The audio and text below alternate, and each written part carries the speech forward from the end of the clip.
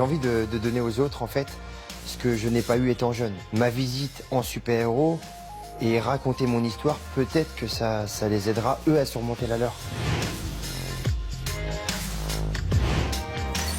Peut-on vivre deux vies à la fois? Pour Igor, la réponse est oui. La nuit, il est policier municipal. Le jour, il accomplit son autre mission.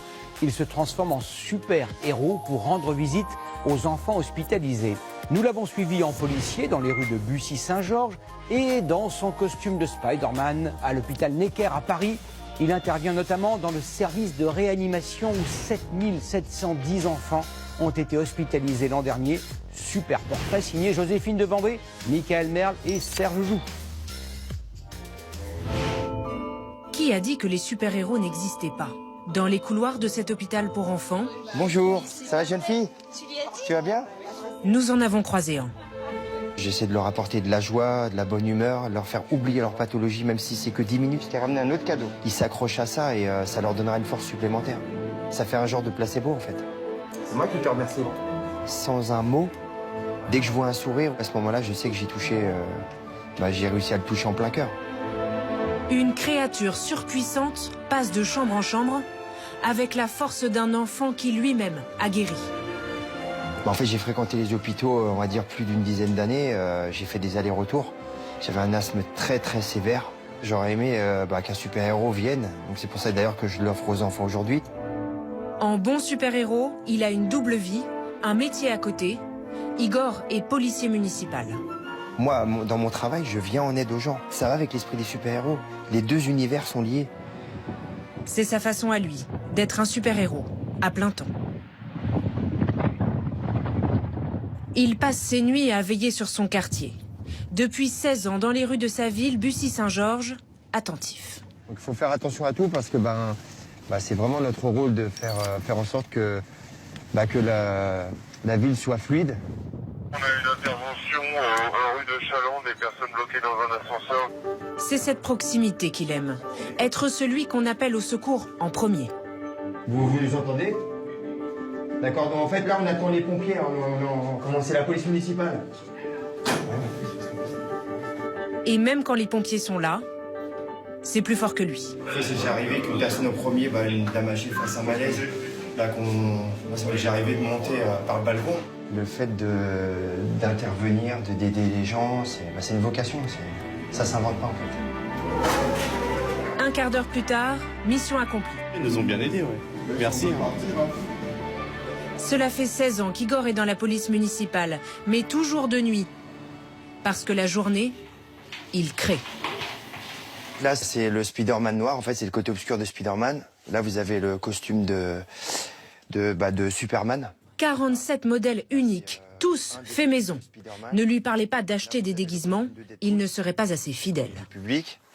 Là, vous avez un autre costume de Spider-Man. Je fais mes patrons en papier. Et du papier, après, je pars au tissu. Là, vous voyez les coutures. Voilà.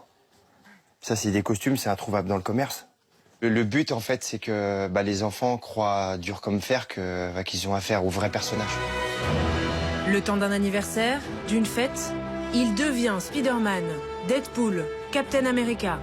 Des prestations payantes qui lui permettent de financer les visites à l'hôpital.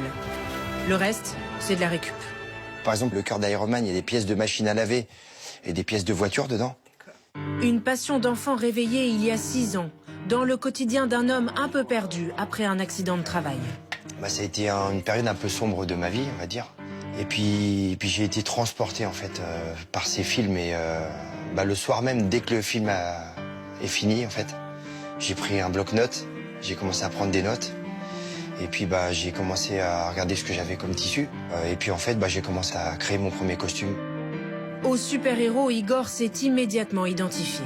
Quand vous regardez l'histoire de tous les super-héros, ils ont soit subi des brimades étant jeunes, soit ils ont subi un problème d'ordre médical. Et en fait, je me suis identifié à eux à cause de ça. Sévèrement asthmatique, mais déterminé à se dépasser. Igor a été champion de France de karaté. À 44 ans, il fait 20 heures de sport par semaine pour garder cette silhouette. Allez, Spider-Man, allez, boum, allez, Avec son meilleur ami et entraîneur, il prépare une chorégraphie en duo. Ouais, je vais faire ça. Et c'est le gentil qui triomphe. Bien sûr. C'est le parrain de l'hôpital Necker et j'ai vraiment trouvé cette cause vraiment fabuleuse et merveilleuse. Les enfants, voilà, ça touche vraiment tout le monde, tous les publics. Et là, voilà, il fait quelque chose pour eux, sans pour autant le crier sur des toits ou faire du cinéma. Une fois par mois, il distribue dans les chambres un peu de courage. Un diplôme pour des petits super-héros qu'il admire. Tiens, c'est pour toi. Briser la routine. C'est pas comme d'habitude. Normalement, on mange et après c'est tout. C'est bien parce qu'on peut rêver. Ses enfants sont dans le service de réanimation. Lui, il les réanime, mais dans le sens du contact, de la vraie vie, de la vie de plaisir. Et sans cet effet positif, nos machines, nos traitements n'auraient probablement pas le même effet. Avec Igor, ils redeviennent insouciants, tout simplement. Bonsoir ma chère Evelyne. Bonsoir, Gilles. Si je vous laisse le choix entre une tenue de super-héros, genre Igor, ou un parapluie, vous choisissez quoi? Oh, parapluie, mais lunettes de soleil aussi.